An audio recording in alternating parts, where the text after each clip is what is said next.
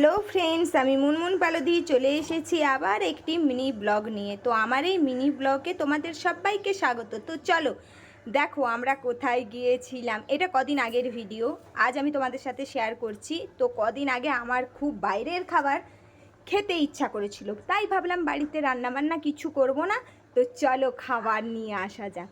তাই চলে গিয়েছিলাম। কোথায় গিয়েছিলাম বলো তো? রামতলায়। তো ভাবলাম যাওয়ার সময় তোমাদের সাথে একটুখানি রামতলার যে বাজারটা, মার্কেটটা তোমাদের সাথে একটু শেয়ার করে নিই। তাই একটু তোমাদের সবার সাথে শেয়ার করে নিলাম। দেখো অনেক বড় মার্কেট রামতলা। তো হচ্ছে এর আগে আমার সেইভাবে যাওয়া হয়নি।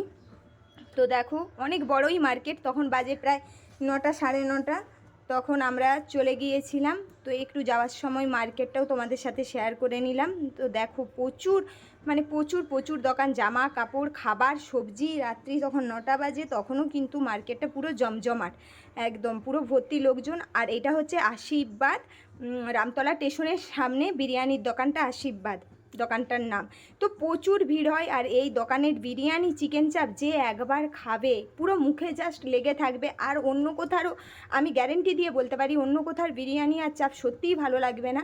আর প্রচুর লাইন পড়েছে, তোমরা দেখেইছো, পুরো রাস্তার থেকে দোকান পর্যন্ত লাইন। দোকানটা ছোট হলেও কিন্তু দোকানটাতে খাবারটা অসাধারণ। তো চলো আমি এই যে খেয়ে নিচ্ছি। চলো টাটা সকল।